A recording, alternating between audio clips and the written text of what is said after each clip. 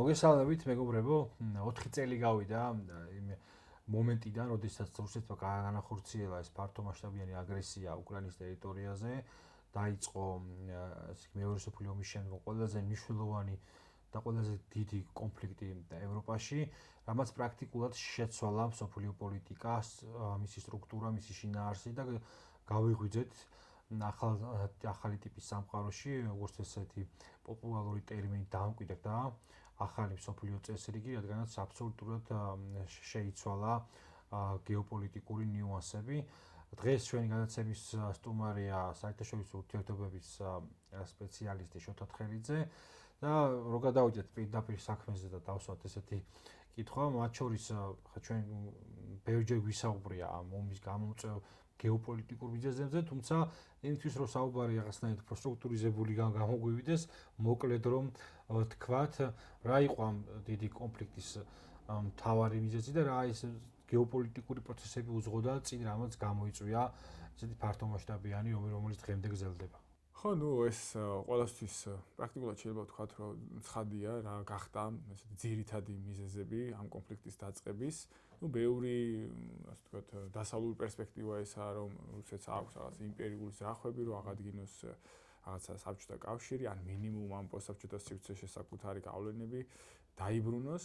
თუმცა, ის მოვლენები, რაც მოხდა ომის დაწყებამდე, რამდენიმე თვით ადრე, მე მგონი დეკემბრის ბოლო იყო, როდესაც მოსკოვმა გაუგზავნა შეთავაზებები რაღაც დოკუმენტის სახით, როგორც შეერთებულ შტატებს წალვი, ასევე ნატოს, რომ რაღაც, ასე ვთქვათ, ახალ ევროპულ უსაფრთხოების ფორმატზე შეთანხმებულიყვნენ. ანუ ეს შეთავაზება უკვე ადგენდა იმ, ასე ვთქვათ, პრეტენზიას, რაც ჰქონდა უკრაინის მიმართ ამ შემთხვევაში რუსეთს, რომ თავარი მისი ესეთი გამოწვევა იყო ნატოს, ასე ვთქვათ, გაფართოება აღმოსავლეთით. და ეს იყო ამ მოთხოვნებშიც, როგორც მახსოვს, მაშინ იყო ნატოს გაფართოების შეჩერება, ასევე იყო 97 წლამდე ნატოს ჯარების, ასე ვთქვათ, გაწევა. ხელშეკრულება გადადევდა. სანამ რუსეთი ნატოს საბჭო შეიქმნებოდა 97-ში, მანამდე სადაც იდგა ნატოს ჯარები, მანამდე დაბრუნება და იყო იქ, ასე ვთქვათ, მესამე კომპონენტიც, თუმცა მაშინ როგორც გახსოვთ, როგორც ამერიკის შეერთებული შტატების სახელმწიფო მდივანმა რაღაცა შეიძლება ვთქვათ, რომ არაფერს ჩააგდო შეთავაზებები და არც ამ შემთხვევაში ორგანიზაცია ნატომ და ბოლოს, ანუ ასე ვთქვათ, თებერვლის შუა პერიოდი იყო, ასე ვთქვათ, კრიტიკული ორი კვირა, როდესაც პრაქტიკულად მთელი მსოფლიო ჭობდა, დაიწყებოდა თუ არა ეს სამხედრო ოპერაცია. ბრიტანელებიც რაღაც მე მგონი რაღაც დახმარება გაუწიეს და ფრანგებიც ცდილობდნენ მოლაპარაკებას, შუამავლობას. კი, მახსოვს, როგორც მაკრონი ჩავიდა, ასევე ჩავიდა ოლაფ შოლციც, თუ გახსოვს ეს გრძელ მაგიდაზე, რომ ის პუტინთან. ხო, რაღაც ეს იყო განწირული მცდელობები ამ ომის, მაშინ მე მახსოვს, რომ ძალიან უმეტესობა, როგორც ანალიტიკოსების, ექსპერტების არ ვარაუდობდნენ არც ვერ მეგონა ოპერაციას, მათ შორის მეც ვიყავი, რომ არ ვარაუდი, იმიტომ რომ ის რაღაცა სამხედრო კონტინგენტი, რაც ყავდა განთავსებული უკრაინის საზღვრებთან რუსეთს, მაშინ არ იძლეოდა იმის საშუალებას, რომ ეს სრულმასშტაბიანი სახმელეთო ოპერაცია დაწყებულიყო და ეს იყო მთავარი განმაპირობებელი აი ამ ანალიზისა. თუმცა პირველი თვეები ეს იყო შეიძლება ვთქვათ, რომ ეს იყო მხოლოდ ძალის დემონსტრირება, არა როგორც ომია, თუნდაც არც რაღაც სამხედრო ოპერაცია, უბრალოდ სამხედრო ოპერაცია ძალის დემონსტრირებისთვის, რომ ამ შემთხვევაში უკრაინა და ასევე ეს მინსკის ფორმატის ქვეყნები დაესვა კვლავ მოლაპარაკების მაგიდაზე მოსკოვს და ის შეთანხმება, რაც იყო შეთანხმებული მინსკ 2-ში, ის შეთანხმება პრაქტიკაში განეხორციელებინათ, თუმცა მოვლენები ისე განვითარდა, როგორც განვითარდა. შეიძლება ითქვას, რომ აი მარტის ბოლოსდე სცენარი მიდიოდა რუსული გეგმით, რომ ეს მოლაპარაკებები მართლაც დაიწყო, აი სტამბოლში შედგა ეს შეხვედრა ორ მხარეებს შორის. ძირითადად, ასე ვთქვათ, მოხდა მინსკი 2-ის პრინციპების განმეორება სტამბოლის შეთანხმებაში და იქ იყო კვლავ დამატებული სხვა პუნქტებიც, თუმცა აი მარტის ბოლო იყო აპრილის დასაწყისი, როდესაც ეგრეთ წოდებული ვიხილეთ ბორის ჯონსონის ვიზიტი კიევში, ასევე ამას დაემთხვა ეგრეთ წოდებული ბუჩას ტრაგედია და ამ პერიოდიდან შეიძლება ითქვას, რომ რუსებმა შეცვალეს აი ამ სამხედრო ოპერაციის ფორმატი, თუ მანამდე ეს იყო ძალის დემონსტრირება უბრალოდ, შემდგომ უკვე რეალურად დაიწყო სამხედრო კონფრონტაცია და გახსოვთ კიდევაც უკვე აპრილის ბოლოდან მაისში დაიწყო ძლიერი შეტევები ორ ქალაქზე, სევეროდონეცკზე და ლისიჩანსკზე და ასევე მარიუპოლზე, დონეცკის სამხრეთით და იქიდან მოყოლებული შეიძლება ვთქვათ, რომ დღესაც კი ეძახიან რუსეთში ამას სპეციალურ სამხედრო ოპერაციას, თუმცა იქიდან უკვე დაიწყო შეიძლება ვთქვათ სრულმასშტაბიანი ომი და უკვე მე-4 წელს და გავიდა ხა ეს 4 წელი. პრაქტიკულად რომ ვთქვათ, რომ ხა არაექსპერტული თვალით ვთქვათ, აი ჩვეულებრივი მაყურებელის თვალით ვერც გაიგებ ხა ვინმე მიაღწია თუ არა რაღაცა შედეგს, იმიტომ რომ ერთის მხრივ ხელისუფლება როგორც ასეთი შენარჩუნებულია, კურსი იგივე უჭირავს, ის საფრთხეები, რა საფრთხეების უგუნებაყოფის და მინიმიზაციის გამო დაიწყო სამხედრო ოპერაცია, ის საფრთხეები ისევ არსებობს, გეოპოლიტიკური გამოწვევები. Ну, აი ადმინისტრაციის ცვლილებიდან გამომდინარე შეერთებულ შტატებში, ასე იგი, კითხვის ნიშნები დაისვა, იყო სერიოზული კითხვის ნიშნები იმასთან დაკავშირებით, შეიძლება თუ არა ევროპა და უკრაინა სტრატეგიის სრულებას და მარტო დაპირისპირებას, ასე იგი, ამ მოსკოვთან. თუმცა აი დღეს გვაქვს მოცემულობა და მნიშვნელოვანი ასპექტი მინდა შემოვიტანო ხა აქ არჩევნებზე ზეწოლა ერთიოჯერ გააშღერა კიდევაც ზელენსკიმ ამ არჩევნების თარიღზე და საუბრობენ კიდევ იმას რომ მოსალოდნელია ესე იგი გაზაფხულის ბოლოს ფართომასშტაბიანი კონჩეტება რუსეთისგან თუ ეს თან დაემთხვევა რაღაცა საარჩევნო პერიოდს. დღეს რა მოცემულობა გვაქვს რა შედეგები მიიღო მოსკოვმა და რა შედეგი მიიღო კიევმა ესე რომ ვთქვათ. ხო, აი სანამ მაგ ზოგად კითხვაზე გავცემდი პასუხს, აი შევეხები რაც შენ ახსენე, აი არჩევნების საკითხს. სავარაუდოდ აი ეს უკრაინაში არჩევნების ჩატარების საკითხი შეთანხმდა ენქორიჯის შეხვედრაზე ტრამპსა და პუტინის შორის. ყველაფერი შედახვდა ხო, ანუ ჩვენ და ამის თქმის საშუალებას მაძლევს ის, რომ რამდენიმე დღის წინ თუ კვირის წინ იყო ლავროვის ინტერვიუ, სადაც მან ახსენა, რომ ენქორიჯის სულისკვეთება ისე არ მიდის, როგორც დაგეგმილი და შეთანხმებული იყო და ნუ ეს მიანიშნებდა იმას, რომ სავარაუდოდ ეს არჩევნები აქამდე უნდა ჩანიშნულიყო უკრაინაში და გარკვეულწილად ესე დავარქვათ ამას, რომ რუსული წნეხი არის შეერთებულ შტატებზე, რომ ეს ენქორიჯის რაღაცა პრინციპები პრაქტიკაში განახორციელოს, ხო? რაც შეეხება ხა რა მივიღეთ 4 წლის თავზე, დავიწყოთ ვინ არის პროაქციას საწარმოებს რუსეთი, რადგან მანას თქვა დაიწყო ეს სამხედრო ოპერაცია, ხოლო შეიძლება ვთქვათ, რომ ხა რეაქცია არის უკრაინა და შემდგომ ევროპა და დასავლეთ, ხო. პროაქციის პერსპექტივიდან რა იყო მისი მიზანი, ეს იყო უკრაინაში უკრაინის სახელმწიფოს განეიტრალება ან მაქსიმუმ ისეთ ქვეყნად ჩამოყალიბება, რომელიც იქნებოდა ასე თქვა მინიმუმ მეგობრული, მაქსიმუმ აფილირებული რუსეთთან, რაღაც რუსულ პოლიტიკურ ეკონომიკურ მინიმუმ ის კიევი ყოფილიყო რა. ხო, დაახლოებით ესეთი რაღაც. ახლა 4 წლის თავზე თუ ამ მიზანს განვიხილავთ, ეს მიზანი ჯერჯერობით მიღწეული არ არის და რეალურად აი ეს კონფლიქტის ამოცემულობაში გაყინვაც შეიძლება ითქვას, რომ პოლიტიკურად გამარჯვებას არ აძლევს რუსეთს, ხო? აი, თუნდაც არა მარტო ცეცხლის შეწყვეტა შეთანხმდეს, არამედ რომ გაფორმდეს სრულ, ასე ვთქვათ, სრულფასოვანი სამშვიდობო შეთანხმება. ამ შემთხვევაშიც გარკვეულწილად აი ეს დიდი მიზანი რაც არსებობდა უკრაინის მიმართ, ეს მიზანი არ იქნება მიღწეული. იქნება რაღაცა მეორეული მიზნები, ეს რაღაც ტერიტორიის დაკავება, ეს რაღაცა შავი ზღვისპირეთის სივრცის დაკავება, ასე ყირიმზე გარკვეულწილად რაღაცა თუნდაც ნატოზე უარის თქმა რა, თუნდაც ეს იყოს, იმიტომ რომ ის სხვა ფორმებიც მონახავენ. კი, რაც შეეხება ხა უკრაინის მხარეს, რა თქმა უნდა, ამ შემთხვევაში უკრაინა უფრო წამგებიან პოზიციაშია ამ მიზნების კუთხით ვიდრე რუსეთი. ანუ რეალურად ორივე წაგებულია ამ ომში, უბრალოდ ვინ უფრო წაგებულია ამ მომენტისთვის ვიზრდით. თუმცა ის შეძლებს გამარჯვებით ხა შეფასება ყველაფერი ხო ესეთია, რომ დიდი იმპერია ებრძვის რაღაცა ხო მცირე შედარებით მცირე სახელმწიფოს და მას შეძლო დაიცვა თავი და ამ კუთხით აი ესეთი მარტივი ფორმულით უფრო მეტად შეძლებს მის საზოგადოებაში გაყიდოს რაღაცნაირად ჯერჯერობით მაინც ეს გამარჯვება ვიდრე პირიქით პუტინი რა, იმიტომ რომ იქ კიდე სხვა მოთხოვნებია. არა, აქ არის ერთი მთავარი მოთხოვნა, რომ რის ფასად იბრძოლა უკრაინამ ეს 4 წელიწადი და ამდენი დანაკარგი, ამდენი ზარალი, ამდენი რაღაცა ამ შემთხვევაში უკან დახევა რის ფასად, ხო? უბრალოდ ეს არ არის, რომ რაღაც კიევი არ დაეცა, ეს მე მგონი არ იქნება საკმარისი უკრაინული საზოგადოებისთვის და არც მაგალითად აი ამ რეაქციული მემარჯვენე ფლანგის რაც არსებობს კიევში თავარი ესე ვთქვათ შეთავაზება ამ შემთხვევაში რომ დაკმაყოფილდეს უკრაინული საზოგადოება ეს არის გარკვეულწილად ინტეგრაცია ამ დასავლურ ორგანიზაციულ სტრუქტურებში ან იქნება ეს ევროკავშირი ან იქნება ეს ნატო. ნუ დღევანდელი სიტუაციით რაღაცა ნატოში ინტეგრაცია პრაქტიკულად გამორიცხულია და ამაზე უკვე თავად დასავლელი ლიდერები საუბრობენ და პრაქტიკულად მიჩქმალულია ეს თემა აღარავინ ახსენებს ამ საკითხს და არის დარჩენილი ევროკავშირის საკითხი და აი ბოლო მიუნხენის კონფერენციაზეც საკმაოდ აქტიურად თხოვდა ზელენსკი ევროპელებს რომ კონკრეტული თარიღი დაესახელებინათ ევროკავშირში გაწევრიანების რომ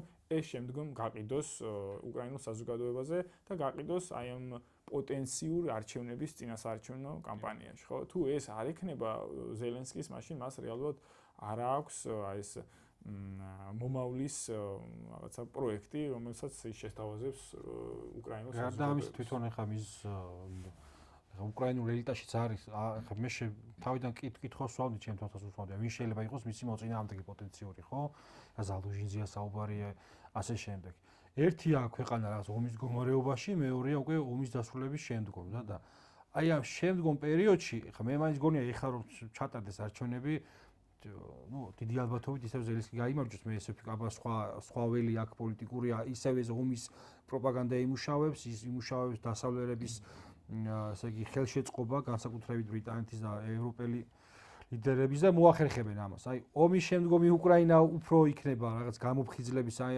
ამ დიდი ომის ტრაუმის შემდგომ რო აღიქვავენ კითხვა რის ფასად მივახციეთ დაისწრება ომის დასრულების შემდგომ. ეხლა კიდევ ძალიან რთულია ამ კითხვაზე იქ ვიღაცეება ხმამაღლა ისაუბრონ, იმიტომ რომ აბსოლუტურად სხვა რეჟიმია.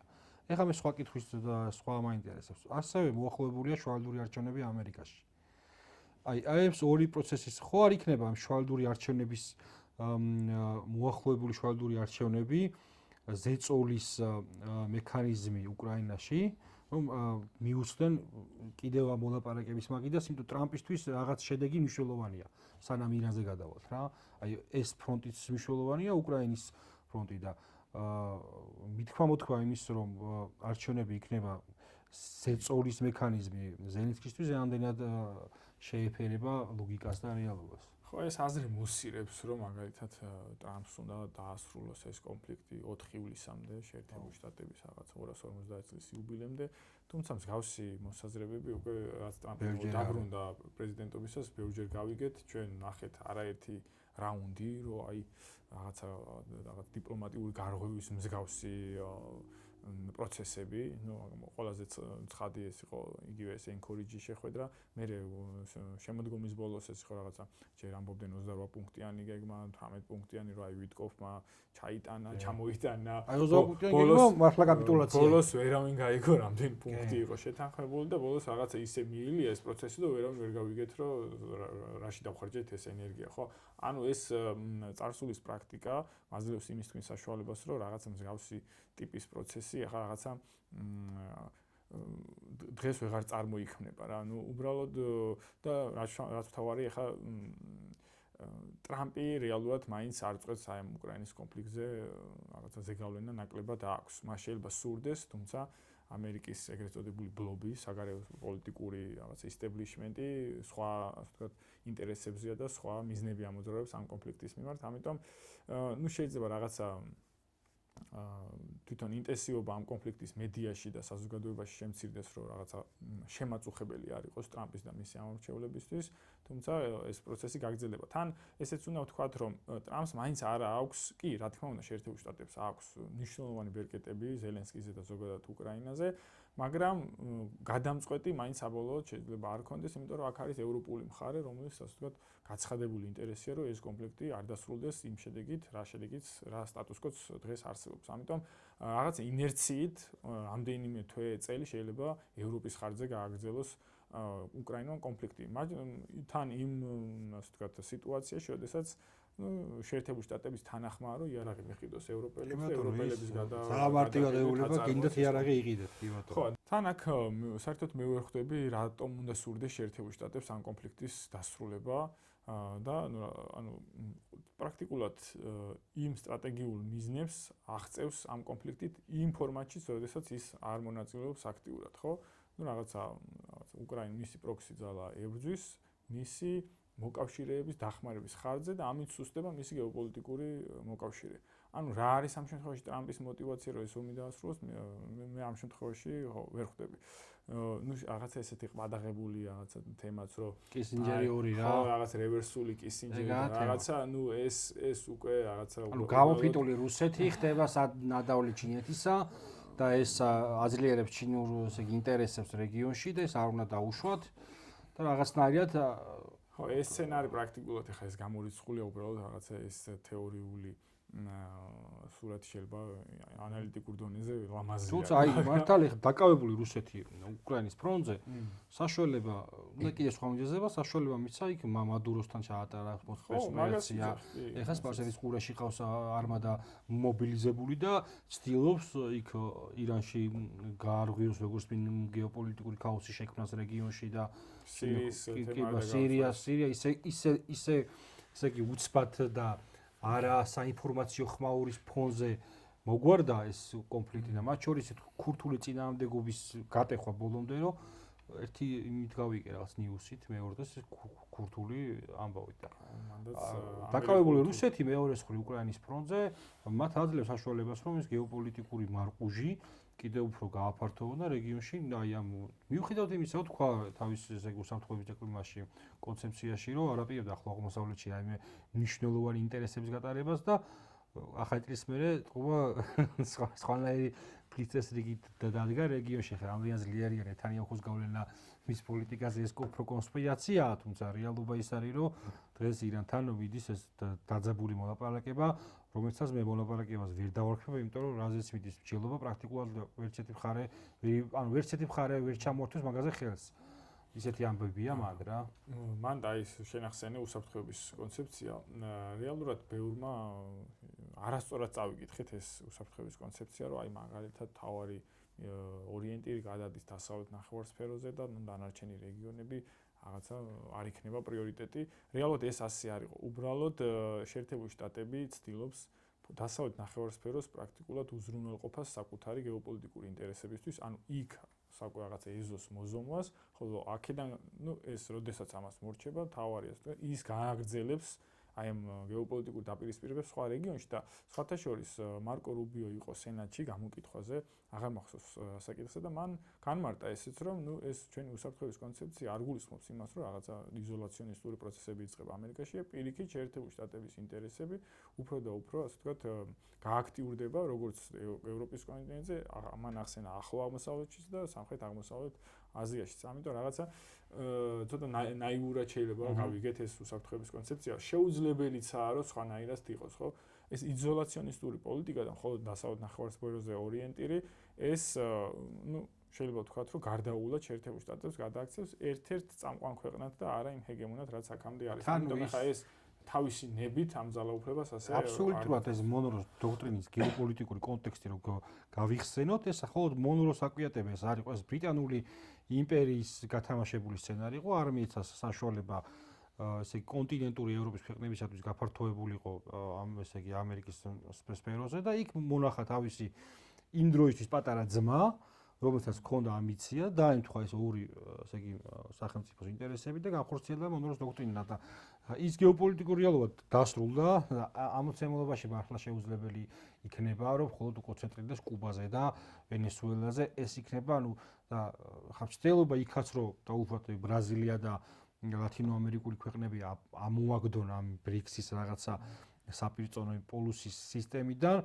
ამ ცდილობისთვის აუცილებელია გეოპოლიტიკური ხლართების გაბმა იქიდან ნახევარსფეროში უმთავრესად რომ დაიცვას ეს თავის ეზოდ აქციოს როგორც წერა შედგება. ძალიან მარტივად რომ ასე კიდევ ახსენეთ ეს მაკინდერის და სპაიკმენის თეორიები, რაც თავარი დასავლური გეოპოლიტიკური თეორიებია, თავარი ესე ვთქვათ წინადადება ამ ორივე თეორიაში არის რომ ვინც აკონტროლებს ევრაზიულ მატერიკს, ის აკონტროლებს სოფლიოს და თუ ამაზე უარს ამბობს შეერთებული შტატები, ერთი ატლანტია, მეორე რიბლენზე. თუ ამაზე უარს ამბობს შეერთებული შტატები, მაშინ გამოდის რაღაც პერიფერიული გლობალური დარჩება, რომელიც ძლიერ ბრაზილიად გადაიქცევა რეალობა იქ. ხო, დაახლოებით ესეთი, რაც ასე ვთქვათ ამ შემთხვევაში გამორიცხულია, შეუძლებელი. ერთი მნიშვნელოვანი ამბავი გავრცელდა, უბრალოდ დიდი აჟიოტაჟი არ ამწყდა, თუმცა მნიშვნელოვანია.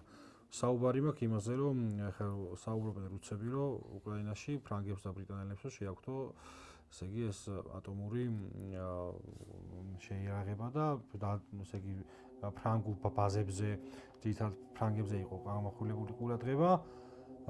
ეხლა ეს ამ ამბის გამოჟონვა, ესე საინფორმაციო ველზე რას ემსახურება რა, ანუ ეს არის რაღაცა ჩემის მერი, ანუ რუსები ამზადებენ რაღაცა ძლიერ შეტევას და ეს არის თითქოს გამოყენებული იმისთვის, რომ საპასუხო რეაქცია იყოს თუ ტონის ამაღლება სურს, თუ აი რა მოცემულობა, თუ უბრალოდ მართლა ხდება რაღაცა მსგავსი მოცემულობა და უბრალოდ გავიგე. ესეთი მომენტები აქამდეც იყო ამ კონფლიქტის განმავლობაში, თუ გახსოვს იყო რაღაცა ბენზური ბომბის თემის საკითხიც, მაგალითად ტანკების ჭურვებში რაღაცა დაბენზურებული ურანის გამოყენების кейსებიც. ნუ წინასწარ ყოველთვის ალბათ რაღაცა სადაზვერვო სამსახურები იღებდნენ რაღაც ინფორმაციებს და პრევენციულად მოსკოვი აცხადებდა, რომ ეს შეიძლება მოხდეს და აი ამ მედიაში, ასე ვთქვათ, აი ამ საზოგადოებაში ამ საკითხის წამოწევით ხდებოდა აი ამ პროცესის პრევენცია. ნუ შეიძლება იგივე რაღაცა პროცესთან გვაქვს ეხლა საქმე, რომ ნუ არ გამოგვიცხარო რომ შეიძლება ეს იგეგმებოდეს, უკვე კონფლიქტი ისეთ მდგომარეობაშია შესული, რომ უკვე ყველაფერი შეიძლება მოველოდოთ, ხო? თუ ეხლა ამ სცენარს ჩვენ გავყვებით, მაშინ საკმაოდ კრიტიკულ ნიშნულამდე მივალთ კაცობრიობა. ხო, ანუ მსჯელობა მივა ძალიან კრიტიკულ სიტუაციამდე, იმიტომ რომ შენ თუ აძლევ რაღაცა ბირთვული რაღაცა იარაღის მსგავსაც კი უკრაინას ამ შემთხვევაში, იმიტომ კი არ აძლევ რომ მასზე რაღაცა თავდასხმის პრევენცია მოხდეს, თავდასხმა უკვე ხორციელდება, ხო? ამას აძლევ იმისთვის რომ მან გამოიყენოს, ხო? ნუ რაღაცა თავდასხმა განახორციელოს, ხო? ეს ნუ ხა თქვენ თვითონ განაგრძეთ ლოგიკა მე რას გამოიწვევს, ხო? უკვე აქ ვის ხელში შეიძლება კიდე აღმოჩნდეს? უკვე ორივე მხარე იძახის, სხვათა შორის ვალერი ზალუჟნიმას განაცხადა ეს, რომ ეს კონფლიქტი არ არის უკრაინა-რუსეთის კონფლიქტი, უკვე ეს უკვე წლებია გაცდა აი ამ არეალს და ეს არის ხო, ნუ ბევრისთვის შეიძლება კიდე უკრაინა-რუსეთის კონფლიქტი. ეს არის გეოპოლიტიკური კონფლიქტი დასავლეთსა და რუსეთს შორის და ეს რაღაცა ეს დეტალი, რაც ვისაუბრეთ, ეს რაღაცა ურანით გამდიდრებული იარაღის გადაცემა ეს ასე ვთქვათ გახდის სრულმასშტაბიანად აი ამ გლობალურ კონფლიქტს, რომ უკვე სამიზნე შეიძლება უკრაინა აღარ იყოს რუსეთისთვის, იმიტომ რომ ეს არის ის ზღვარი, რა ზღვარზეც უკვე აი ეს დავარქვათ ამას ჰარდკორები, ასე ვთქვათ ხისტი პოზიციის მქონე მოსკოვში უკვე გადამწყვეტ უპირატესობას მოიპოვებენ გადაწყვეტილების მიღების პროცესზე და ამ შემთხვევაში ლიდერშიპსაც აღარ შეიძლება რომ აიცით რა მოდი ესეც გავატაროთ, ხო? თან ბევრჯერ ითქვა, ხო, ანუ ხან პუტინის მხრიდან, ხან იქ სხვა პირების მხრიდან, რომ აი მათ შორის შავ ზღვაში როდესაც განხორციელდა უკრაინულ რუსულ ტანკერზე თავდასხმა, მათ შორის აი შეერაღების გადაცემის ფუძე, ანუ ეს ნიშნავს იმას, თქვენ ჩართული ხართ და რაც პრევენციულად ბოლოს თქვა პუტინმა, რომ მიმართავ ევროპელ მოსახლეობასო, უკვე თავრობაზე არ გადავიდა, ყველაფერი რაც შეიძლება მოხდეს და ხდება ეს უკვე თქვენი ხელისუფლების დამსახურება იქნება. ნუ იქაც შეიძლება არის იმზაობა იმისა, რომ ხო არ გავაფართოვოთ. ხო ხვდები, ანუ აიღო ხელში რა. ესე მოდი ესე განვიხილოთ ეს კონფლიქტი, ხო? ფრონტის ხაზზე უპირატესობა ამ შემთხვევაში აქვს რუსებს და თან დროთა განმავლობაში იკლებს აი ეს რესურსები და შესაძლებლობები უკრაინის. ეს გარდაულად, ნუ წინასწარ შეიძულა ლოგიკურად გვემჯერა, რომ ეს გარდაულად გამოიწვევდა კონფლიქტის გადადინებას სხვა სფეროებზე. იქნებოდა ეს ზღვაში, ჰაერში, რაღაც სხვადასხვა ჰიბრიდული ტერაქტები, დივერსიული აქტები, ანუ ტრადიციული კონვენციური ომი გახდებოდა ჰიბრიდული დაპირისპირება, რომელსაც ამ შემთხვევაში უმეტესწილად სუსტი მხარე იყენებს, ან წარგები ამ მდგომარეობაში ყოფილი მხარე იყენებს, რაც ასე ვთქვათ ბუნებრივი მოვლენაა. რუსების ამ შემთხვევაში პრობლემა უკრაინის კონფლიქტთან მიმართებაში რა არის, ხო? მათ რომ აი ეს მაქსიმალისტური ტერიტორიული ფლობაც მიაღწიონ, ხო? თუნდაც რაღაცა ნოურუსის სივრცე, თუნდაც აღმოსავლეთ დნეპრის მხარე, თუნდაც ოდესაც რო ავიღოთ და თუნდაც კიევიც რო ავიღოთ, ნებისმიერი ტერიტორიული მოცემულობა, რითაც შეიძლება უკრაინა გადარჩეს, ის გახდება აი ეს ჰიბრიდული მოწინააღმდეგე რუსეთის. ის არასდროს დათანხმდება ამ მოცემულობას და ის ყოველთვის გამოიყენებს აი ამ ინსტრუმენტებს, რომ რაღაც იქნება იგივე შავ ზღვაში გემებზე თავდასხმა, რაღაცა ეგრეთ წოდებული ჩtildeოვანი გემების გატაცება, იგივე ეს Nord Stream-ის აფეთქება, დრონებით თავდასხმა ნავთობსაცავებზე, სხვადასხვა ასე ვთქვათ, ენერგო და სამხედრო ინფრასტრუქტურაზე რუსეთის სიღრმეში. ანუ საომავლოდ ეს სცენარი შეიძლება ვთქვათ, რომ გარდაუვალიც კი არის, ხო? ანუ ეს არის რუბიკონი გადახურია უკვე და ტრობა. იმიტომ რომ ხა ჩემთვის ხა წარმოუდგენელია ნებისმიერი უკრაინული ხელისუფლება, რომელიც დათანხმდება აი ამ ტერიტორიულ დანაკარგებს, თუ რაღაცა თუ არ იქნა ზეწოლა თავად დასავლეთიდან. ნუ ეს ზეწოლა დასავლეთიდან ნუ კი არის ახლა ტრამპის ზეწოლა, მაგრამ რეალურად სრულფასოვანი ზეწოლა არ არის, ნუ მთელი ევროპა გვერდში უდგას, გერმანია, საფრანგეთი, ბრიტანეთი, რაღაცა იქნება ეს ფინანსური დახმარება, სამხედრო დახმარება, ნუ უწევენ და სანამ ეს დახმარება იქნება, აი ეს სცენარი რაც ახსენე, ეს ჰიბრიდულ დაპირისპირება უფრო და უფრო აქტიური და უფრო მასშტაბური გახდება უკრაინის მხრიდან რუსეთის მიმართ. ნუ კი ბატონო, ახლა ეს ფრონტის ხაზზე ექნება უპირატესობა რუსებს, მაგრამ ანუ რაღაცა ეს ორი სცენარი რამდენად ერთმანეთის თანაწონადია, ეს უნდა განსაზღვრონ მოსკოვში.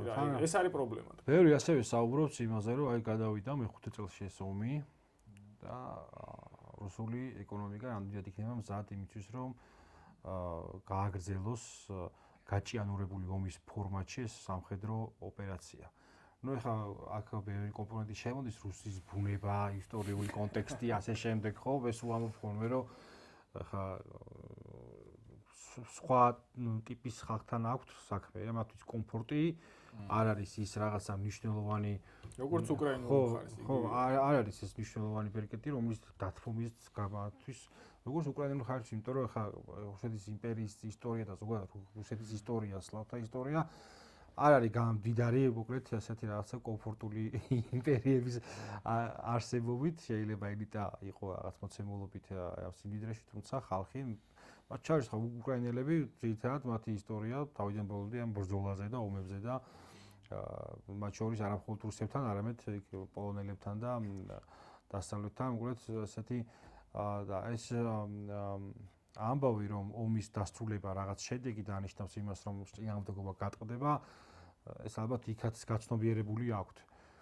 მე უბრალოდ ამაინტერესა ევროპის მცდელობა იმისა რომ გააგრძელოს და ამ შედეგით არ დაასრულოს ეს ომი. რამდენად შედის მაგათ იმ რაღაცნაირად იმ გეოპოლიტიკური ინტერესში, იმიტომ რომ მეორე ხედავთ რომ ჩინეთთან კი ცდილობენ რაღაც კომუნიკაციას, თუმცა იქ ჩინეთი ახმულია ამერიკის თავარ გეოპოლიტიკურ მოწინააღმდეგეს. რა არის ის სივრცე? კი ახლა ფონ დერ ლაიანი ცდილობდა რომ სამხრეთ ამერიკასთან მოეწერა ხელშეკრულება თავისუფალი ვაჭრობის ინდოეთთან მოაწერეს ზარზებით აღნიშნეს და ესე იგი ხელშეკრულებათა დედა ხელშეკრულება არის ეს, იმიტომ რომ 2 მილიარდიანი ბაზარზე მივიღეთ წტომაო. ევროპა რაღაცნაირად თუ უარი თქვა რუსულ რესურსზე და შემცირების დინამიკა ჩანს.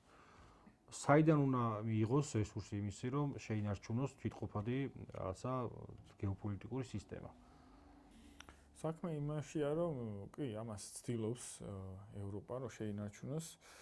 თუმცა აი ეს გეოპოლიტიკური პროცესი, რომელსაც ბოლო რამდენიმე თვე უყურებთ, რომ ვითომ შეერთებულ შტატებსა და ევროპას შორის არის რაღაცა განხეთქილება და ინტერესთა კონფლიქტი, რომ რაღაცა შეერთებულმა შტატებმა დატოვა ეს ატლანტიკური რაღაცა სივრცე, ნუ დატოვა ხმამაღალი ნათქვამია, მაგრამ რაღაცა პრიორიტეტებში სხვა ადგილას გადაინაცვლა. ჩემი აზრით ეს უფრო რაღაცა საჯარო მოხმარებისთვის გამოსული ინფორმაციებია, რეალურად შეიძლება შეერთებული შტატები რაღაცა არაფორმალურ, ნუ ქვედა დონეზე რაღაცა მეორე დონის რაღაცა ასე სიგნალებით თუ არხებით რეალურად აგრძელებს იმას, რასაც აქამდე აკეთებდა. რომ თვითონ პასუხისმგებლობა მოიხსნა ამ კონფლიქტზე, თუმცა საკუთარი ასე თქვა მოკავშირეების საშუალებით მისი რაც ვახსენე მეწე, მისი ინტერესია რომ ეს კონფლიქტი გაგრძელდეს, იმიტომ რომ საკმაოდ უცნაურად მოსჩანს ეს რაღაცა დაჟინებული რაღაცა ომის რიტორიკა და რაღაცა საომავლო გლობალური ომის სცენარები გერმანიის კანცლერისგან, ან თუნდაც საფრანგეთის პრეზიდენტისგან, რომელსაც ხანდახან რაღაცა პერიოდულად გაუნათდება ხოლმე და რაღაცა ჭვიანურ სიტყვის ხოლმე ჯერ კიდევ 2018 წელს იყო რომ მაკრონმა გააკრიტიკა ნატო, ეხაც იყო რაღაცა თქვა რომ ჩვენ უნდა დავიწყოთ რუსეთთან ურთიერთობა, თუმცა რაღაცა ეს მხოლოდ რაღაც ვერბალურ გამონათებებად ჩანს ხოლმე, რეალობა გვაჩვენებს იმას, რომ ევროპაც გარკვეულწილად ემზადება რემილიტარიზაციისთვის და რაღაც სამომავლოდ უფრო რაღაცა მასშტაბური კონფლიქტში ჩასართულად. მე არ გულისხმობ ხა იმას, რომ რაღაც წავა გერმანული ჯარი და რაღაცა გერმანული შეიარაღება და დაუწყებს რუსებს, არამედ ისევე უკრაინის ფრონტზე. ამიტომ უნდათ უკრაინის გადარჩენა ეხლა, რომ უკრაინა რამენაირად რაღაც სახით შეინარჩუნოს სახელმწიფოებრიობა და ანტირუსული პროექტი შენარჩუნდეს, რომ სამომავლოდ ჯერი პოლონეთის ხო არ არის? ხო, ეს ვერსიები სხვათა შორის განიხილება, მაგალითად, ფინეთი, შვედეთი, რუმინეთი, პოლონეთი, რომ მაგალითად ანუ ის ზოლი, რომელიც რეგიონში ესაზღვრება, პირველ რიგში შვედეთი ესეთი საკმაოდ ესეთი ბოლო დღეებში ნახეთ, ცოტა ოდიოზური განცხადებები ესტონეთის ლიდერებისგან და ფინეთის ლიდერებისგან, რომ მათ შეუძლიათ რუსული ბირთვული რაღაცა პუნქტებზე თავდასხმის განხორციელება. ეს მითი ხო არის ესტონური IT შესაძლებლობების შესახებ და ხო და რაღაცა ესეც ფინეთს კიდე აქვს გამოცდილება, ნუ ესტონეთს უფრო ოკუპაციის გამოცდილება აქვს. კი ბატონო, ამიტომ ეხა ამ ეტაპზე აი ეს ინდოეთთან და ჩინეთთან რაღაც გარკვეულწილად ეკონომიკურ დათმობებზე რა, ნუ ურთიერთობების დათმობებზე წასვლაც დაახლოებით ეს რაღაცა ჩემი გადმოსახედიდან ეს არის რაღაცა 8 წვიანონ მისი თავარი მოკავშირე, რომ აი შენ თუ მე არ მევაჭრები და იმ რაღაცა ფორმატს არ მთავაზობ, რომელიც ჩემთვისაც მომგებიანია და შენთვისაც მომგებიანია, მაშინ მე წავალ აი შენს კონკურენტ გეოპოლიტიკურ აქტორებთან დავიწყებ ურთიერთობას და ისინი მოიგებენ ჩემი და არა შენ მოიგებ რაღაცა ეს რაღაც უფრო აი მეჭვიანობის სცენებს უფრო გავს ვიდრე ხა რაღაცა რეალურ ხო არა ვაჭრობა ჩინეთსა და ევროკავშირის შორის ახლაც მიმდინარეობს იყო მაგალითად შეერთებული შტატების მხრიდან ზეწოლები რომ ეს ვაჭრობა შეემცირებინა მაგალითად გვახსოვს ეს ევროკომისიის პოლიტიკები რომ აი დერისკინგი, დეკაპლინგი, ანუ თლიანად გაწყვეტა ჩინურ ეკონომიკასთან ვაჭრობა, ну პრაქტიკულად შეუძლებელი იყო, იმიტომ რომ დღეს ევროპული ბაზარი გაჯერებულია ჩინური პროდუქციით და რეალურად ჩინური იმპორტი ამუშა, ანუ ასულდგმულებს დღეს ევროპას, ამიტომ მე შეცვალეს დერისკინგი, რომ რაღაცა სტრატეგიული პროდუქტების იმპორტი შეემცირებინათ და ну საკუთარი რაღაცა ეწარმოებინათ. ну ეს ვაჭრობა გრძელდება, თუმცა ალბათ რაოდენობები არ ვიცი ხა როგორ არის, მაგალითად თავარი გზა რაც გადიოდა ხო რუსეთზე სავაჭრო გზა ის ჩაკეტილია, არსებობს ეს რაღაც შუა დერეფნის სამხრეთის მიმართულება არის ეს საზღვაო მიმართულება და ინდოეთთან ევროპის ვაჭრობა სიმართლე გითხრათ ეხა ზუსტად არ ვიცი, მაგრამ ესეც რაღაცა ეს ნაწილია, ვითომ რაღაცა მოჩვენებითი ლუქის რაღაც აღმოსავლეთით ყურების პოლიტიკა ევროკავშირისგან რაც სისტემური თვისობრივი და რაღაცა გრძელვადიანი არ ამგონია რომ აღმოჩნდეს. კი ბატონო. ახლა ახლა აღმოსავლეთზეც გადავიდეთ დასასრულისკენ წავალთ. არმადა აქ არის აქვე ახლოს სპარსეთის ყურეში. მოლაპარაკებები მიმდინარეობს, რომელზედაც კაფიოდ ვიცი ჩვენ რომ ირანული მხარე იმ ფუნდამენტურ საკითხებზე უარს ვერ იტყვის, იმიტომ რომ ნიშნავს თავის სუვერენიტეტზე უარის თქმას.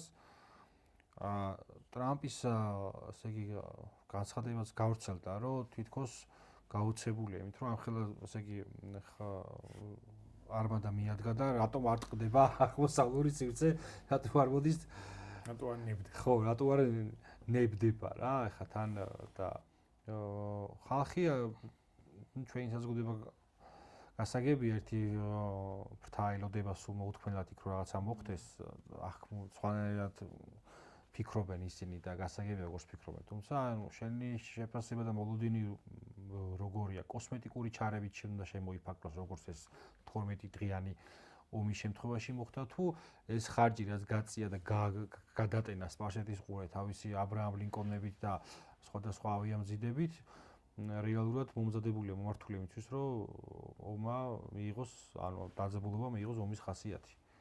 მათ შორის რისკების დოკუმენტიც გამოქვეყნდა რომ დამაზიანებელი იქნება არა მხოლოდ რეგიონისთვის, არამედ შეერთებული შტატებისთვის ეს ხანგრძლივი ომი, იმიტომ რომ ეს ირანი როგორც იმ დოკუმენტშია საუბარი და ასევე ზოგადად ყველა ვიცით მეტნაკლებად დაინტერესებული ვართ, ვიცით რომ არ არის არც ავღანეთი არ არის ირანი და არც მადუროს ვენესუელა.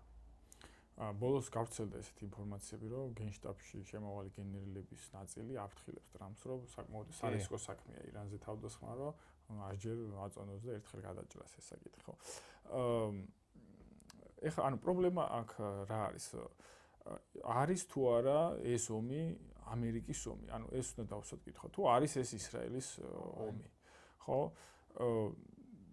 უყურეთ, ირანთან ომი რო შეერთებულ შტატებს ნდობოდა და ამისი შესაძლებლობები ქონოდა, ამას განახორციელებდნენ 2004 წლებში, როდესაც ჯორჯ ბუშმა ერაყში მოახდინა ინტერვენცია და იყო გეგმა, რომ შემდგომი ირანი ყოფილიყო. იმიტომ რომ მაშინ შეერთებული შტატები იყო საკუთარ რაღაცა სამხედრო პიკზე და ირანის არ იყო ისეთი ძლიერი სახელმწიფო, სამხედრო კუთხით, ინდუსტრიის კუთხით, წარმოების კუთხით, როგორც ის დღეს არის. თან არც ასთავარი, არც ჩინეთი და არც რუსეთის ფედერაცია იყო. რა თავარია, მაშინ ჩინეთსაც და რუსეთსაც ყავდა აი საერთაშორისო ემბარგოში. ირანი ეთანხმებოდა იმ გაეროს სანქციებს, რომელსაც ის იღებდა და დღეს აბსოლუტურად კარდინალურად შეცვლილია ეს სიტუაცია პირიქით, არათუ ემბარგო არ აქვს, არამედ ეხმარებიან ყველანაირად იქნება ეს ეკონომიკური, ფინანსური შეიარაღებასაც მოაწერა ხელი 9 მილიარდის. ორივე ქვეყანასთან აქვს სტრატეგიული შეთანხმება გაფორმებული 25 წლიანი ჩინეთთან და 20 წლიანი რუსეთთან. ამიტომ ეხლა დავსვათ ესეთი კითხვა, რომ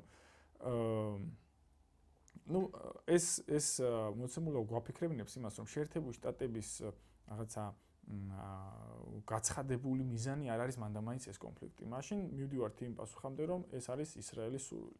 ეხლა წარმოიდგინეთ, ამხელა სამხედრო მობილიზაცია ხდება ახლო აღმოსავლეთის საზღვაო საჰაერო სივრცეში და უცებ რაღაცა შეთანხმება შედგა, ну არ ვიცი რა შეთანხმება უნდა შედგეს, ესეც ახსენე კიდევ თულა წარმოსადგენია რაზე უნდა შეთანხმდნენ და ეს ყველაფერი უკან მიდის. ანუ თქვენ ახლა ხართ ბენიამინ ნეთანიაჰუ და რას ფიქრობს, რომ აი ცხოვრებაში მიეცა ის შესაძლებლობები, რომ ამერიკის შეიარაღების რაღაცა 30-40% არის მობილიზებული ირანის გარშემო და უცებ ეს რაღაცა შეიარაღება მიდის უკან. ანუ ის მიზანი, რომ ირანის, ანუ ეს ისრაელის რაღაც ულტიმატ საბოლოო მიზანი არის ირანის დეზინტეგრაცია და ამ სახელმწიფოს როგორც კონკურენტის გაქრობა რეგიონში, ეს მიზანი არათუ მიიღწევა, არამედ ეს რაღაცა ეს შეიარაღება წავა უკან და ირანი განაგრძობს თავის ცხოვრებას. ჭყალებში ვთქვათ, მშვიდობიანად არსებობას, ხო? ნუ შეიძლება ეს სანქციები და რაღაცები არ მოეხსნება დასავლური, თუმცა ის გააგრძელებს ურთიერთობას რუსეთთან, ჩინეთთან, ტექნოლოგიურ გადაიარაღებას, ნავთობის გაყიდვას და ასე. ეს სცენარი ბენიამინ ნეთანიაჰუს არის კატეგორიულად მიუღებელი. ამიტომ აქ თავარი რისკი არის ის, რომ დონალდ ტრამპმა რომს გადაწყვიტოს, რომ კაი ჯანდაბას რაღაცას შევთანხმდებით ამას უკან წავიყვან, შეიძლება აი ეს სცენარი არ დაუშვას ბენიამინ ნეთანიაჰუმ და ისრაელმა იკისროს, ანუ თავად ეს თავდასხმა ირანზე, რაც უბრალოდ შემდგომ უკვე ფაქტის წინაშე დააყენებს შეერთებულ შტატებს და იძულებულს გახდის, რომ ამ კონფლიქტში თან აქვე ხართ ბიჭებო. თავარი რისკი დღეს არის ეს, თორე ეხლა დონალდ ტრამპ როგორ ნუ ეხლა ასჯერ ნათქვამია, რომ დონალდ ტრამპის мотиваცია არც არასდროს ყოფილა, ხო? ეს ომების წარმოება მით უმეტეს ახლა ისეთ ქვეყანასთან, როგორც არის ირანი, ხო? ხო არ წამოეკო ნეთანიაჰუს. ნუ ჩვენ ასე მივდივართ ისევ აი ამ ეპშტეინის ფაილებთან, მივდივართ აი ამ დიდ სკანდალთან, რომელიც არის შეერთებულ შტატებში აგორებული, აი მანიპულაციის ინსტრუმენტები არსებობს ტრამპზე და არა მარტო ტრამპზე, იქ რაღაცა პოლიტიკური და ეკონომიკური ისტაბლიშმენტის წამყვან პირებზე, რაც ნუ არის ეს თავარი ინსტრუმენტი მანიპულაციისთვის, რის გამოც ხდება ის, რაც ხდება დღეს. სხვა მხრივ ეხა ჩემი აზრით, ანუ სხვანაირად ცოტა რთულია ახსნა ის, რაც ხდება დღეს, იმიტომ რომ იმდენად ჯერ თუ რა, ანუ იმდენად მაღალ რისკებს უახლოვდება შეერთებული შტატები ხა ამ ნაბიჯებით, რომ ნუ არ ვიცი ხა ხო არსებობს იქაც რაღაც ანალიტიკური სამსახურები, რაღაცა think tank-ები, რომელიც რაღაცებს ასწავლის. ან ისე საერთოდ მართლა რაღაცა პროპაგანდისტულ ინფორმაციაზე ხო არ აგებენ? ისე საერთოდ არიან რუსები და ჩინელები გაჩუმებულები. მე იმასაც არ გაბობისხავ, რომ ეს ომი კონფლიქტი მათ აწყობდეთ. ну ეხა კონფლიქტი იმიტომ რომ რაღაცნაირად ხო ანუ რა თქმა უნდა არ აწყობ, მაგრამ საბოლოოდ მაინც რაღაც დონეზე ირანი მაინც დასუსტება, შეიძლება რაღაც არ წააგოს, მაგრამ ის სტატუს კო რაც დღეს აქვს ირანს, ის აღარ იქნება რაღაცა თუ მანდა მაინც მაგალითად ნავთობის ინდუსტრია დაიბომბა, ის რაღაც სამხედრო შეიარაღება განადგურდა, ну ეხა ის აღარ იქნება, რაც იქნება. ну რაღაცა ეს რუსეთს შეიძლება ირიბად აწყობდეს, რომ ნავთობის კუთხით ის უფრო მეც გაყიდის საერთაშორისო ბაზარზე და ჩინეთი უფრო დამოკიდებული გახდება რუსეთზე. ну ჩინეთს ეს ნაკლებად აწყობს, აქედან ჩინეთის უფრო მნიშვნელოვანია ირანი, თუნდაც მათი გეოეკონომიკური სტრატეგიიდან გამომდინარე, თავარი საკვანტო სივრცეა ხო შუადერეფრის და ნეთანიაჰუთან სხვადასხვა ოპოზიციის ლიდერი გამოვიდა და თქვა რომ შეწყდება ყველანაირი პოლიტიკური დისპუტები და განხილვები და ოპონირება თუ ეს ომი დაიწყება იმიტომ რომ ჩვენ დავდგებით ისრაელის ინტერესების გვერდით. კი, იარ ლაპიდი გამოვიდა, ეს განაცხადა, ეს იარ ლაპიდი არის ისრაელის ლიბერალური საზოგადოების წარმომადგენელი, რაღაც ყოფილი ჟურნალისტი, რომელსგანაც ცოტა ესეთი საკმაოდ ეხა გასაკვირი არ არის, როდესაც ქვეყანა ომში ერთვება, ყოველთვის ოპოზიცია მემორანდუმს იღებს, მაგრამ მაინც ესეთი წინასწარ ჯერ ომი არ არის და ნეთანიაჰუს მიმართ არსებობს ეს პერმანენტული უწყვეტი წინააღმდეგობა ისრაელში ლიბერალური საზოგადოებისთვის, გახსოვს ალბათ წინა წლებში რაღაცა თელ-ავივის ქუჩები ყოველდღე სავსე იყო მის წინააღმდეგ, ხო? ეს ესეც მიანიშნებს ამ კონფლიქტის გარდაუვალობაზე. ის რომ მაგალითად ლიბანში რაღაცა ფრანგებმა მოთხოვეს რომ ლიბანი არ ჩაერთოს კონფლიქტში და გაიყვანეს მთლიანად ამერიკული კონტინგენტი. ეს ძალიან მნიშვნელოვანი ამბავი იყო კიდევ. საელჩოებიც მე მგონი დაცარიელ და მე მგონი ყველა ახლა მოსახლე ქვეყანა. აზერბაიჯანმა გაამაგრა საზღვარი თურქეთმა ააშენა პოლონეთთან მიღები ისე და მთელი ამბებია. და მე ასევე ირანმა გაამზადა სასაფლაოები, ახლა სასაფლაოები, რომ სადაც შეიძლება ეს რაღაცა კონფლიქტში დაღუპულები გადაასვენონ, ხო? ნუ რაღაცა აი თარიღი რომელი გონია. მოდი თქვა. არა, ხო, არ ვიცი. ანუ ლოგიკურად ეხა ამხელა შეიარაღება უკვე გამოიწვიო, მარტო ის არ არის, რომ იქ შეიძლება ნეთანიაჰუმ მომენტი გამოიყენოს. ამას ეს არის ძალიან დიდი ფინანსური რესურსის დახარჯვა და რა წამოიღე. აი ეს ამ დილემის წინაშე დადგა ტრამპის შეთანხმება, რომ შედგეს ისეთი უნდა შედგეს შეთანხმება, რომ ხარჯი და შედეგი ერთმანეთთან თავსებადი იყოს. ხო, ანუ აქ როგორ არის, შეიძლება ტრამპს სურდეს კიდევაც გლობალური ეკონომიკის შესუსტება ამ ომით, რომ თუ მაგალითად შენ ეკონომიკური ზრდით და ვაჭრობით ვერ ერევი შენ მეტოქეებს, ხო? მაშინ პირიქით, ხო, რაღაცა არევით, ქაოსით შეიძლება ისინი უკან დახიო. შეიძლება ეს იყოს ტაქტიკა. თუმცა აქ არის საკმაოდ დიდი რისკი იმ თვალსაზრისით, რომ ამ კონფლიქტის, პოტენციური კონფლიქტის შემდგომ შეერთებულმა შტატებმა შეიძლება მთლიანად დატოვოს ახლავმოსავლეთ. იმიტომ რომ მე ვერ წარმოვიდგენია შემდგომში რაღაც ამერიკული ბაზები კვლავ იდგეს რაღაც თუნდაც საემიროებში, თუნდაც საუდის ერაყში, ხო? ანუ როგორ შეიძლება ესეც მაშინ ირანის ეს სისტემა მთლიანად უნდა ჩამოიშალოს და ის სცენარი განვითარდეს, რაც აქვს ისრაელს და ფეხლები მოვიდეს. ხო, ხო დაახლოებით ეგეთი სცენარი უნდა ვიხილოთ, რაც ხო, ხარ რთულად წარმოსადგენელი არ არის, მაგრამ ნაკლებად წარმოსადგენია. ამიტომ ეს საკმაოდ მაღალი რისკია ამ თვალსაზრისით და თვითონ ისრაელისთვისაც ახლა ისრაელი იქაა ამ რეგიონში და მან ის მიიღებს ყველაზე ეს ხო და წეან ხარისხობრივ დარტყმას. შვალედურ არჩევნებამდე უნდა იყოს თუ მერე? მაგამდე გააჩერო შუალედურ არჩევნებამდე ფიზიკურად ვერ გაჩერდება, ამდენი სამხედრო შეერაღება იქ მაქსიმუმ იყოს 2 თვე შეიძლება, ასე ამდენი ხანი, შეიძლება 2-3 თვე ალბათ. აი გემებს აქვს საკუთარი რაღაცა ბაზირების ლიმიტები, რომელიც შემდგომ უნდა წავიდეს, ხო. აი ნახეთ კიდევაც, ხო, ჯერ პრობლემები, რომელიც მე მგონი კრეტაზე, კუნძულ კრეტაზე გააბრუნეს რაღაცა მომსახურებისთვის. ხო, არ ვიცი ხა როგორც გავცელდა, ხო, პროგნოზები ცოტა ისეთი თემაა, მაგრამ ნუ რაღაცა ყველაფერი ისეა გაგებული, რომ რაღაცა ყველა დეტალი უკვე ისია და რაც რაღაც საინფორმაციო ველში გამოდის, რომ რაღაცა თითქოს გარდაუვალია, ხო, ეს კონფლიქტი.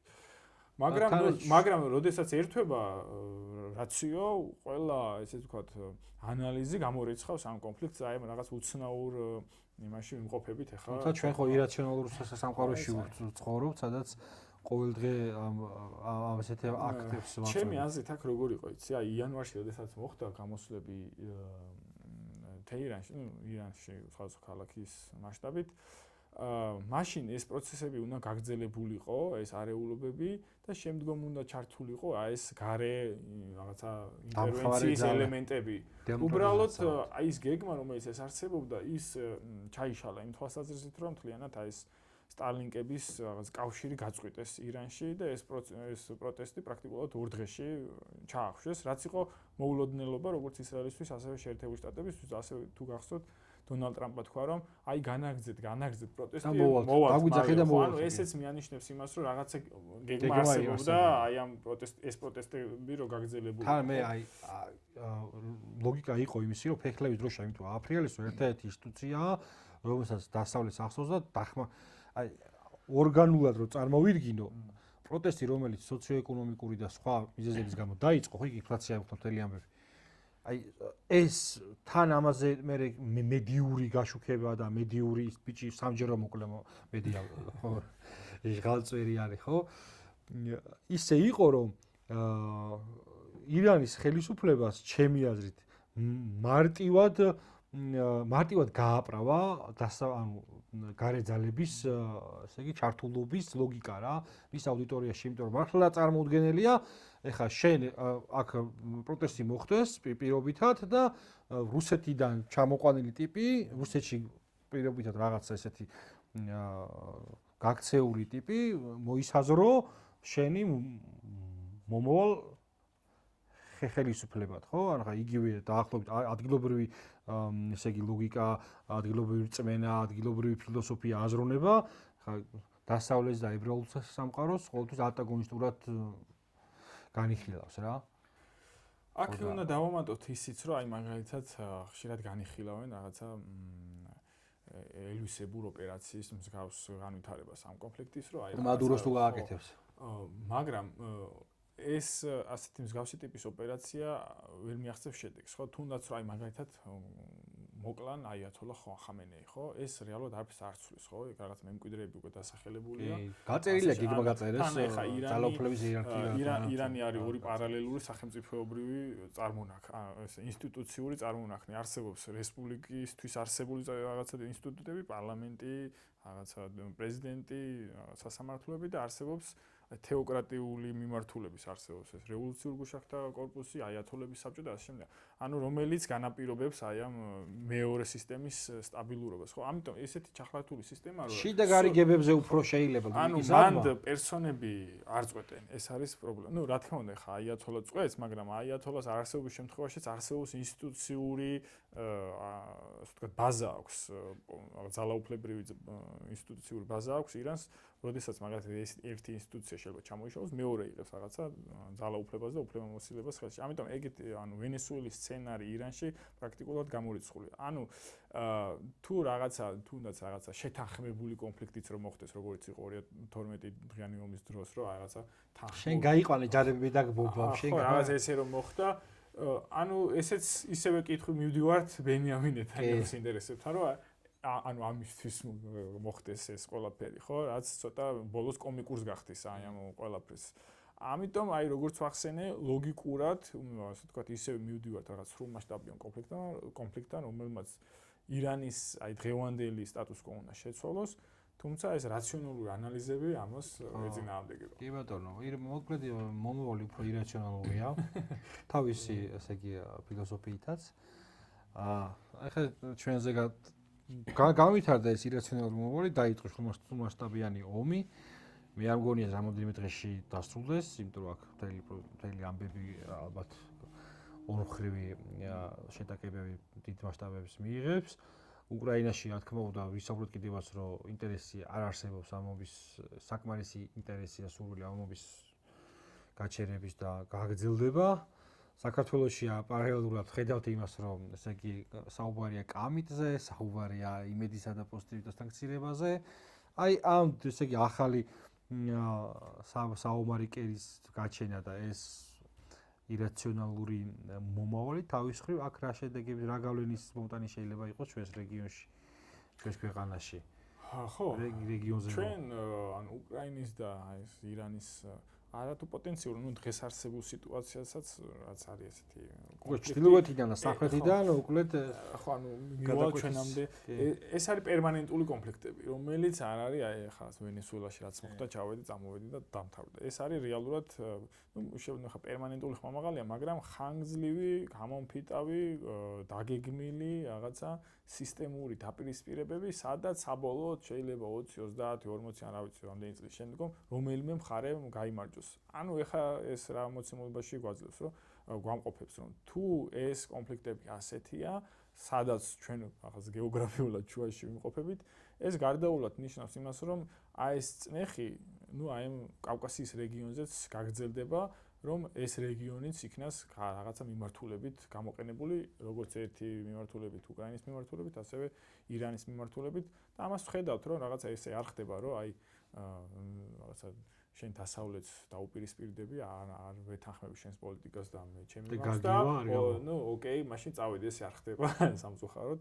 ნუ რაღაცა ისტორია, ბოლო საუკუნეების ისტორია აჩვენებს, რომ ნუ დასავლეთს აქვს რესურსი, რომ განგზნობადი წნეხის, აქვს რესურსი წინააღმდეგობის და ეს ასე ვთქვათ, წნეხი იქნება ეს პოლიტიკური, დიპლომატიური, ეკონომიკური, ეს წნეხი გაგრძელდება. ნუ ეხლა თვისობრივად რა ხარისხის იქნება ეს წნეხი, არ ვიცი, რაღაცა შეიძლება მივიდეს რაღაც უკიდურეს ზომამდეც, შეიძლება არც მივიდეს, თუმცა ეს დაპირისპირება გაგრძელდება, ეს არ არის რომ რაღაცა დავიხურე ქუდი და ოკეი, წავედი.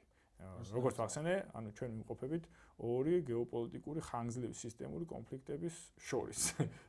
ხო, გადაკვეთის და ნუ რა თქმა უნდა, არის გაცხადებული გეგმა, რომ ეს რეგიონიც იყოს რაღაცა აი ჯაჭვში ჩართული აი ამ კონფლიქტების, ხო? ნუ იმიტომაც ნახეთ ეს JD Vance-ის ვიზიტი სომხეთსა და აზერბაიჯანში, ახლა ეს რაღაცა სამშვიდობო ვიზიტი არ არის, რაღაც ამერიკის შეერთებული შტატების დღევანდელ ადმინისტრაციას რაღაცა სიყვარულის ბუშტი არ გაუსკდა, აი მათთვის უცნობი მემორიალთან რომ მივიდა და მე რა გაიგო რაღაცა უცნობი კავკასიური ქვეყნების რომლის სახელებიც ჯერჯერობით ვერ დაიმახსოვრა და თან ხაზი გაუსვეს აზერბაიჯანთან იმას რა ქვია წვილს მეორე სოფლიო ომში. ხო, შეერთებული შტატები სამყარობს უყურებს რაღაცა უტილიტარისტული პერსპექტივიდან, ეს ყველა ქვეყანა არის მისთვის ინსტრუმენტი საკუთარი მიზნების მისაღწევად, ხო? ნუ ეხლა შორს ვაწავიდეთ რაღაცა საკუთარი ისტორიული ალიანსის წევრ ქვეყანას დაუპირისპირდა საკუთარი ინტერესების განსახორციელებლად გულისხმობ გრენლანდიის თემას დანიასთან, ხო?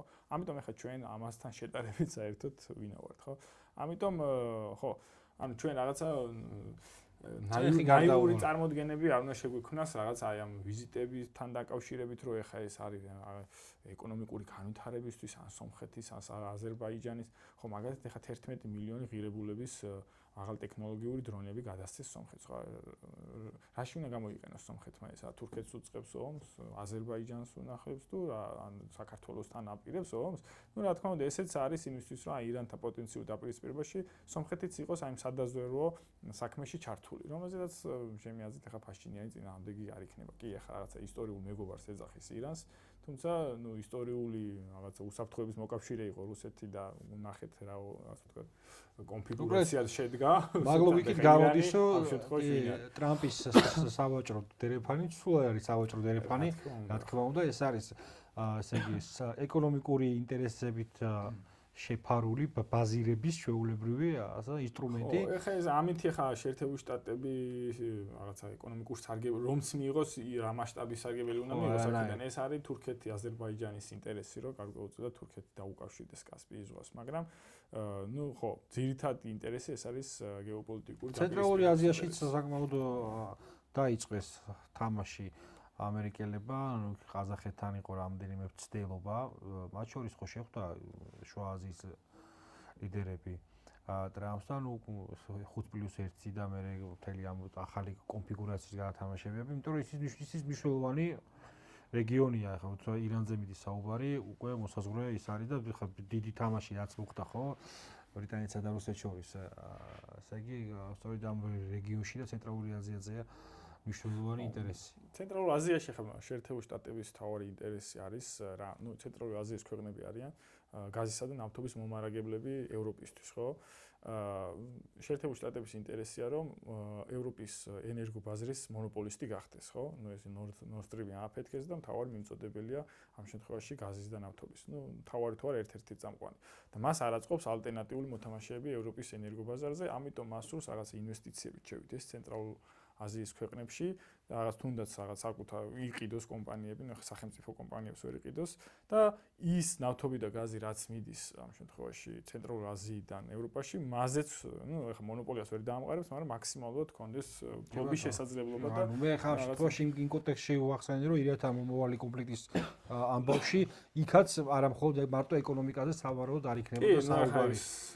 ეგ იყო ამბავი. თურქმენეთშიც ჩაფრინდა ეს ავიამზიდები, რაც ცოტა ისეთი იყო. ხო, მოულოდნელი. ნუ ჩრდილოეთის ფრონტიც არ იქნება პასიური, თუ დაიწყო ეს კონფლიქტი. ნუ ეს შეიძლება არ იყოს ცხელი მიმართულება ამ კონფლიქტის, თუმცა აი რაც ვიხილეთ 12-დღიანი ომის განმავლობაში სადაზვერვო დრონები, თუ რაღაც რაკეტებიც იყო, ხო, იქ აზერბაიჯანის საზღვრიდან გაშვებული. აი შეიძლება ეს მსგავსი ტიპის სცენარი აი ამ ირანის ირაციონალური ომის შემთხვევაში მე ერთ-ერთი ასპექტია კიდევ ალბათ ჩინეთს მოუწევს შეცვალოს თავისი პოლიტიკური ტრადიცია, როდის რაღაცნაირად აერთვებოდა არსად, იმიტომ რომ მაშინ წინამდელ შემთხვევაში გამოდის რომ ძალა რაც აი ხო დაუბრუნდით ჩვენ კოლონიალურ სამყაროს პრინციპებს, როგორც ამომე ქართველები ძალა აღმარს ხნავს და ეს ლოგიკა მიადგა კამბოჯას, იმას კამბოჯას მეთქი, აი მეჩემეშალა, ვენესუელას, მადურო აბსოლუტურად საერთაშორისო სამართლის დადარღვევით მოიტაცეს, მე ხა ირანი რა გაერო ტრამპს თავისი მშვიდობის საბჭო აქვს ერთ-ერთი ვეტოს უფლებით. ხა ეს ლოგიკა თუ ირანისშიც განხორციელდა, ჩემი აზრით ის რომ ჩინეთი მხოლოდ ახლა პარტიულ თანაბარ-უფლებიანი პარტიული ეკონომიკური ურთიერთობებით შემოიფარგლება, რაღაც მომენტში რევიზიას იმსახურებს, იმიტომ რომ გამოდის რომ მას არ აქვს რაღაცა მკვეთრი როლი ესეთი მნიშვნელოვანი კრიზისების დროს. ხო, მაგრამ ჩვენ ბოლო დღეებში ხედავ, ესე უშუალოდ ჩინეთის ჩართულობა საკუთარი სამხედრო რესურსებით ეს არ წარმომიდგენია, უბრალოდ ის დახმარება, რასაც უწევს ირანს ამ შემთხვევაში ჩინეთი, ეს იქნება სატელიტური მონაცემები, რადარების სისტემის გადაცემა, თუნდაც ავიაციის თანამედროვე გადაცემა და ის მაგალითად აბრაამ ლინკოლნის ავიამზეც დაყვებოდა ჩინური გემი, რომელიც გადასცემდა ინფორმაციას თუ როგორ მანევრირებს ეს გემი, სადაზვერვო გემი დაყვებოდა. რაღაცა მსგავსი ტიპის დახმარებები რეალურად საკმარისია ამ შემთხვევაში ირანისთვის. ახლა რა მნიშვნელობა აქვს, ახლა იქ ჩინელი დაჯდება თუ ვინ გაისვრის, ხო? შენ თუ ეს იარაღი გადაეცი, სტრატეგიული შეიარაღებაა ეს, ხო? ის ხო არ არის რაღაცა ხელყუმბარა და ავტომატი, ხო? ეს არის სტრატეგიული შეიარაღება და სტრატეგიული ინფორმაცია, რაც თანამედროვე ომებისთვის არის გადამწყვეტი ეს სტრატეგიული რაღაც სატელიტური მონაცემები. ანუ პროქსი ომში შარტვა, მეორე პროქსი ომში შარტვა მოუწევს. თუნდაც ამ კუთხით ვაგის კი, მოუწევს და ეს მიწოდება სამხედრო შეიარაღების, თუ ეს ომი დაიწყო და გაგრძელდა, რა თქმა უნდა, გაგრძელდება ჩინეთის მხრიდან. გაგრძელდება მათ შორის ეკონომიკური დახმარების პაკეტების ალბათ. კი ბატონო, მე მაგალითად ესეთი ინფორმაცია გავცელდა, რომ აი ამ ვალუტის დევალვაციის მომენტში მაგალითად რუსებმა ჩაუტანეს 2 მილიარდ ნახევარი ღირებულების ვალუტა, რომ რეალის დონე შენარჩუნებული იყო, ამიტომ აქ რუსული ჩართულობაც იკვეთება. ნუ ცალკე ხა რუსებიც რაღაც სამხედრო კუთხით ამ შემთხვევაში ეხმარებიან ირანი აქვს, ჩვენ წარმოდგენაში ირანი მაინც რაღაცა ორიენტალისტურად უყურებთ, ხო ხდება ხო რაღაცა. არ არის ესე, ირანს აქვს საკმაოდ ძლიერი ტექნოლოგიური სამეცნიერო ბაზა, რომელიც დამოუკიდებლად ქმნის რაღაცებს. ხო, იგი შეუძლებელია რაღაცა ისეთი ბალისტიკური რაკეტა გააკეთო, ხო, რომელიც 2000 მეტრის რადიუსში დაფრინავს და რაღაც 50 მეტრის აცდენით არტყავს მიზანს, ხო? თუ შენ არ გაქვს რაღაცა სამეცნიერო ბაზა. ხო, მაგათაც წინა წლებში საკმაოდ ძლიერი სამედიცინო, ესე ვთქვათ, ინდუსტრია აქვს ირანს, მაგათაც ყოველთვის არის ხოლმე, რომ რაღაცა სიმსივნის განკურნებასთან დაკავშირებით ირანული მედიცინა მუშაობს და რაღაცა. ხო, ამიტომ ესე არ არის, რომ რაღაცა ჩინეთი თუ არ ჩაერთო და რუსეთი რაღაცა. თუ ისინი რაღაცა ტექნოლოგიებს მიაწვდიან, თავისუფლად შეუძლიათ ახლა ირანულ რაღაც სამხედრო ინდუსტრიას ის გამოიყენოს და თვითონ ასე ვთქვათ მართოს ეს, ხო, პატარა ქვეყანაც არ არის, ხო, ახლა 90 მილიონზე მეტია ირანი, ტერიტორიაც არის რაღაცა სიღრმე გააჩნია სახელმწიფოს და თავარი არის ის მე რაც ვახსენე, რომ აი ჩინური და რუსული დახმარება ირანს აძლევს შესაძლებლობას, რომ სრული სურათი შექმნას აი ამ სამხედრო თეატრის და იცოდეს რა მოქმედებებს ახორციელებს მისი მოწინააღმდეგე რა მანევრებს და კონდეს რა ის ინფორმაცია. ეს არის ხო. ეხლა რაღაცა ავიამოიერიშეებს ხელა ახლა ვეღარ გააკეთებენ, მაგის დრო არ არის. არც არ მგონია რომ ეხლა რუსებმა ან ჩინელებმა მისცენ ესეთი რაღაცა თანამედროვე ტექნოლოგია, ამის დროც აღარ არის. უბრალოდ ის თავის უპირატესობა რაც აქვს, ხო, ეს ბალისტიკური რაკეტების მიმართულება, დრონების მიმართულება, სახმელეთო მიმართულება. კი, ამაზე იქნება ორიენტირებული, რომელიც ჩვენ ნახეთ რომ გარკვეულწილად ეფექტური აღმოჩნდა 12 დღიან ომში. ნახეთ რომ საბოლოოდ რაღაცა ისრაელმა მოითხოვა ცეცხლშეწყვეტა მაშინ, იმიტომ რომ აი ეს ბალისტიკური რაკეტების მიზანი თანდათანობით უფრო სწორდებოდა და მათი ასე ვთქვათ ჩამოგდებაც ხდებოდა პრაქტიკულად შეუძლებელი. კი ბატონო, მოდი ჩვენ ამაზე რეალურად გაცვლა. ჩვენ ვისურვოთ რომ ეს ესეთი ტიპის მომავალი რეგიონში არ დადგეს, იმიტომ რომ როგორც მშვიდობა ვისურვოთ, თუმცა ლოგიკა საპირისპიროს შეიძლება მეტყველებდეს. მადლობა პირველ რიგში ისევ და ისევ სტუმრობისათვის და დაველოდოთ მოვლენას, იმიტომ რომ თან ახლა აი ეს დღეს მათ შორის ახლა 25 თებერვალია გასაბჭოების დღეა, როდესაც ეს გადაცემა იწერება და პარალელურად უფრო მეტი ნიუსი იდება აი ამ რაღაცა ირანის მიმართულებით ამბებზე. მალე იცვლება სამყარო რა, ადრე ესე არ ხდებოდა და რა ვიცურეთ რომ სანამ გადაცემა გავა, პარასკევს უნდა დაიდოს, ვაქამდე ეს მოცემულობა როგორც მინიმუმ შენარჩუნდება. მადლობა.